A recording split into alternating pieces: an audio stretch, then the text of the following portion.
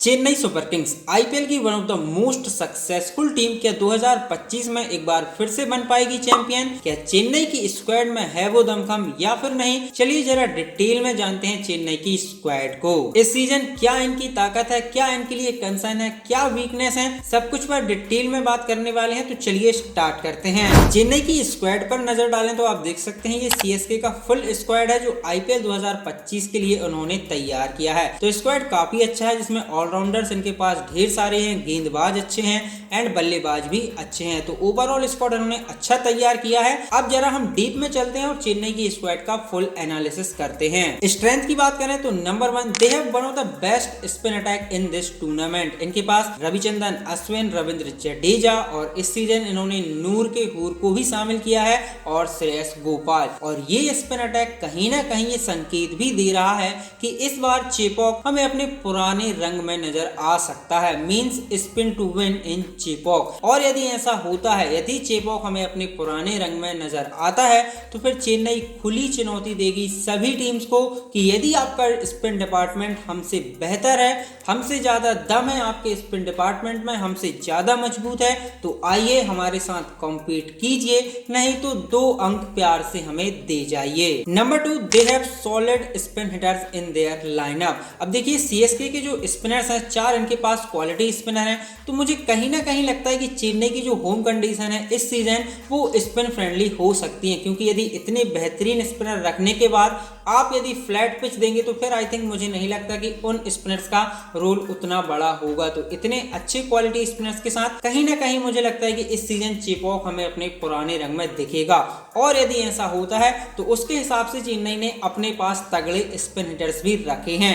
इनके पास दुबे हैं, कॉनवे हैं, रचिन रविंद्र हैं, दीपक हुड्डा, ऋतुराज गायकवाड़, त्रिपाठी साहब भी स्पिन को अच्छा खासा पेलते हैं, विजय शंकर। तो इनके पास ओवरऑल हम देखें तो काफी अच्छे स्पिन हिटर्स हैं जो स्पिन को अच्छा खासा पेलते हैं। सो स्पिन अटैक हो या फिर स्पिन हिटर्स हो, चेन्नई के पास दोनों तगड़े और कमाल के हैं। वीकनेस की बात करें तो lack of fire power in their middle and lower order. जब चेन्नई की प्लेइंग 11 बनाने का प्रयास मैंने किया तो मुझे नजर आया कि ये अपने मिडिल एंड लोअर ऑर्डर में क्लियरली फायर पावर लैक कर रहे हैं। इनकी लाइनअप में दुबे आपको नजर आएंगे, लेकिन इनके बाद जब देखते हैं तो फिर वो फायर पावर नजर नहीं आती। अब देखिए थाला जरूर है, लेकिन थाला किस नंबर पे खेलेंगे और कितनी बॉल्स खेलेंगे ये एक अनसर्टेनिटी है। तो दुबे जो एक नजर आते हैं प्रॉपर जो फायर पावर आपको देंगे, उसके अलावा और कोई नजर नहीं आता।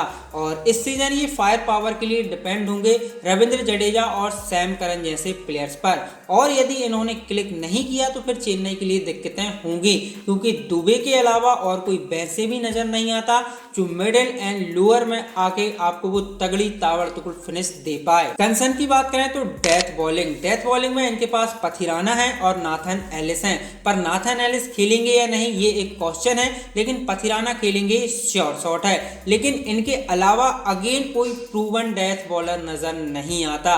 चेपॉक में स्टिल हम सैम करन को कंसीडर कर सकते हैं, उनकी कटर्स, उनकी वेरिएशन, पर Sam Curran have some limitation. और यदि आप पिछले कुछ समय में देखें तो सैम करन को पिक करने में बल्लेबाजों को दिक्कत नहीं हुई है, चाहे वो उनकी कटर्स हो या फिर वेरिएशन हो। बल्लेबाजों ने अच्छी तरीके से सैम करन को पिक किया है और अच्छा खासा पेला है, इसलिए इनकी डेथ बॉलिंग एक कंसर्न है इनके लिए। पर देखिए अब चेन्नई के पास थाला है तो वो इनसे भी काम निकलवा लेंगे, लेकिन जब इस बॉलिंग लाइनअप को हम देखते हैं तो डेफिनेटली डेथ बॉलिंग थोड़ी चिंता का विषय नजर आती है। अपॉर्चुनिटीज की बात करें तो देखिए CSK and players career revival. हमने कितनी दफा देखा है कि कितने खिलाड़ी ऐसे रहे जिनका करियर लगभग अपने ढलान पे था, खत्म होने वाला था, लेकिन वो चेन्नई में आए और उन्होंने दोबारा से अपना करियर रिवाइव किया। चाहे वो शेन वॉटसन हो या फिर रहाणे हो, ऐसे बहुत से प्लेयर हैं जिन्होंने चेन्नई में आके अपना करियर रिवाइव किया। और इस सीजन भी मैनी प्लेयर्स लाइक दीपक हुड्डा, विजय शंकर,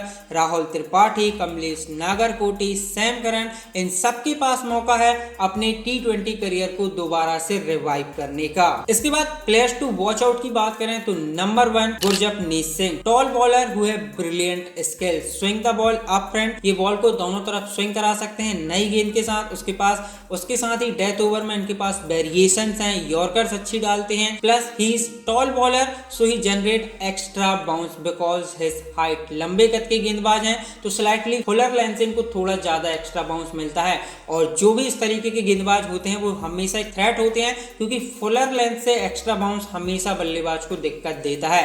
तो यदि गुरजपनीत सिंह को चेन्नई मौका देती है तो डेफिनेटली इन पर अपनी नजर रखिएगा। Number 2, Jamie Overton. Overton is a brilliant allrounder, he can bowl properly plus a good hitter down the order. और हाल फिलहाल में आप इनकी बीबीएल में परफॉर्मेंस देख सकते हैं, जहां इन्होंने गेंद और बल्ले दोनों से कमाल मचा रखा है। सो यदि इन्हें मौका मिलता है तो डेफिनेटली इन पर अपनी नजर रखिएगा। सो ये रहा गाइस चेन्नई की स्क्वाड का फुल रिव्यू। उनकी स्ट्रेंथ क्या है, वीकनेस क्या है, कंसर्न क्या है, सब मैंने आप लोगों के साथ शेयर किया। सीएसके फैंस आपकी क्या राय है इस पे कमेंट्स में जरूर बताएं। साथ ही अपने क्रिकेट चाहने वाले दोस्तों के साथ जरूर शेयर करें। बाकी मैं मिलता हूं अगले नए वीडियो में, तब तक के लिए bye bye, take care, thank you so much.